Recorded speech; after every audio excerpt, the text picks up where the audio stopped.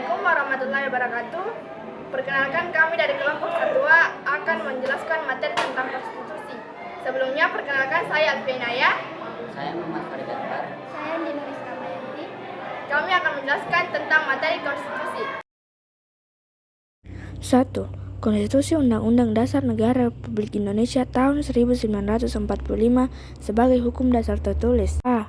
Definisi konstitusi. Konstitusi berasal dari bahasa Prancis yaitu constituer, yang artinya membentuk. Konstitusi adalah seperangkat aturan dasar dan berbagai ketentuan untuk mengatur fungsi serta struktur sebuah lembaga pemerintah, termasuk dasar hubungan kerjasama antara negara dan rakyat dalam kehidupan berbangsa dan bernegara. Konstitusi sering disebut dengan Undang-Undang Dasar atau Hukuman Dasar. B. Tujuan konstitusi. Adapun beberapa tujuan konstitusi sebagai berikut. 1. Membatasi kekuasaan penguasa agar tidak bertindak sewenang-wenang. Maksudnya, tanpa membatasi kekuasaan penguasa, konstitusi tidak akan berjalan dengan baik dan bisa saja kekuasaan penguasa akan merajalela dan bisa merugikan rakyat banyak. 2. Melindungi HAM. Maksudnya, setiap penguasa berhak menghormati HAM orang lain dan hak memperoleh perlindungan hukum dalam hal melaksanakan haknya. 3. Pedoman penyelenggaraan negara. Maksudnya, tanpa adanya pedoman konstitusi, negara kita tidak akan berdiri dengan kukuh. Jenis konstitusi. 1. Konstitusi tertulis adalah aturan-aturan pokok dasar negara, bangunan negara, dan tata negara yang mengatur peri kehidupan suatu bangsa dalam sistem hukum negara. Contoh konstitusi tertulis di Indonesia adalah Undang-Undang Dasar Negara Republik Indonesia tahun 1945. 2. Konstitusi tidak tertulis adalah peraturan tidak tertulis yang timbul dan tetap terpelihara serta tetap dijalankan dalam praktik penyelenggaraan negara. Konstitusi tertulis disebut konvensi. Konvensi merupakan aturan-aturan dasar yang timbul dan terpelihara dalam praktik penyelenggaraan negara Indonesia.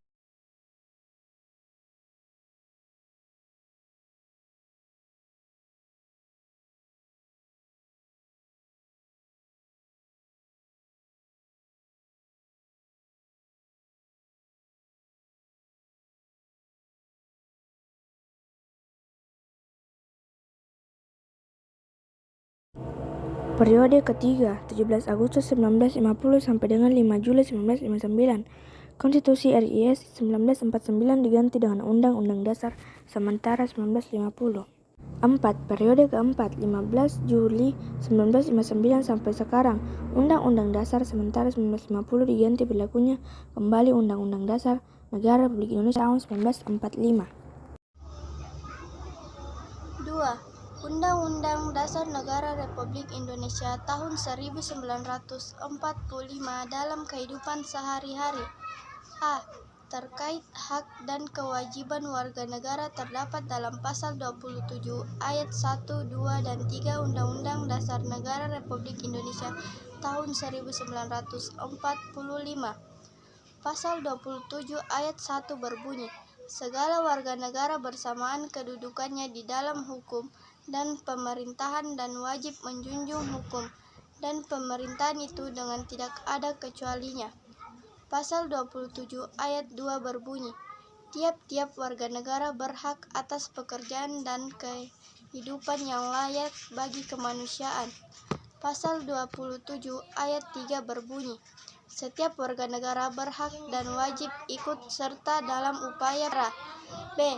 Terkait pemenuhan hak asasi manusia terdapat dalam pasal 28 hingga pasal 28J Undang-Undang Dasar Negara Republik Indonesia tahun 1945. 1. Pasal 28 berbunyi kemerdekaan berserikat dan berkumpul, mengeluarkan pikiran dengan lisan dan tulisan dan sebagainya ditetapkan dengan undang-undang.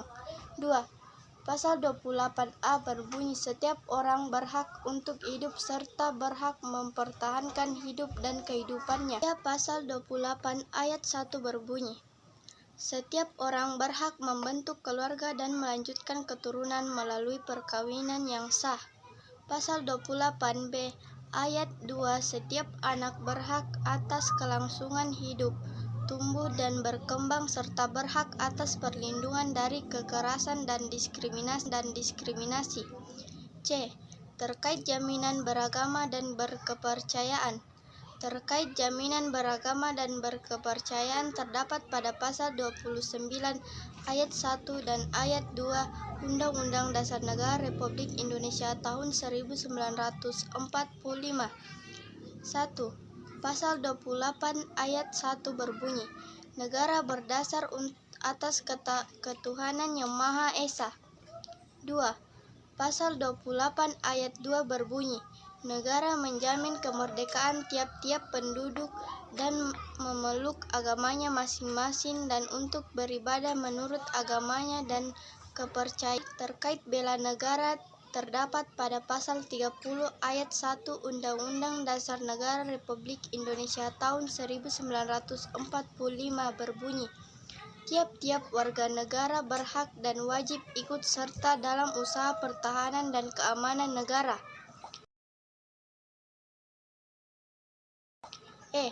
Terkait pendidikan dan kebudayaan, pasal-pasal terkait pendidikan diatur dalam pasal 31 ayat 1 sampai ayat 5.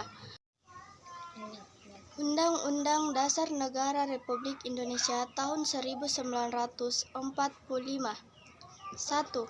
Pasal 31 ayat 1 berbunyi, setiap warga negara berhak mendapatkan pendidikan. 2. Pasal 31 ayat 2 berbunyi, setiap warga negara wajib mengikuti pendidikan dasar dan pemerintahan wajib membiayainya. 3. Pasal 31 ayat 3 berbunyi, pemerintahan mengusahakan dan menyelenggarakan suatu sistem pernikahan nasional yang meningkatkan keimanan dan ketakwaan serta akhlak mulia dalam rangka mencerdaskan kehidupan bangsa yang diatur dalam undang-undang. 4.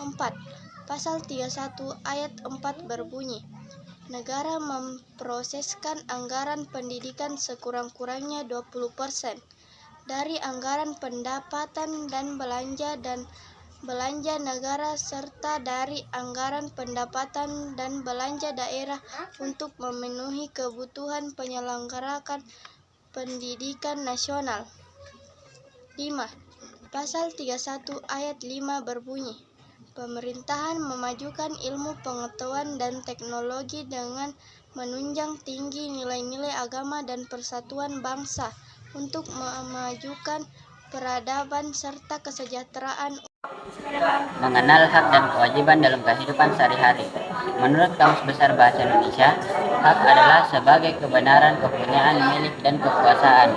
Untuk berbuat atau memperoleh suatu hal yang dimaksud di sini adalah tindakan yang legal dan sesuai dengan Undang-Undang Dasar Negara Republik Indonesia tahun 1945 dan Pancasila tanpa adanya penyalahgunaan yang tidak sesuai dengan peraturan hak dalam memperoleh beberapa hal, misalnya menghidupkan yang layak, perlindungan hukum, jaminan keamanan, dan sebagainya. Setiap warga negara memiliki hak dan kewajiban yang harus dilaksanakan dengan penuh tanggung jawab. Hak dan kewajiban sebagai warga sekolah. Contoh, hak sebagai warga sekolah, bergaul dengan sesama warga, belajar tanpa membedakan suku, agama, ras, dan agama budaya. Mendapatkan perlukan yang pengajar dalam pelaksanaan proses pembelajaran di sekolah, mendapatkan bimbingan dari pengajar. Contoh, kewajiban sebagai warga sekolah berkata sopan dan santun terhadap pengajar teman dan staf yang ada di sekolah, menjaga nama baik sekolah dimanapun kita berada, mengikuti pelaksanaan proses pelayaran di sekolah dengan tertib.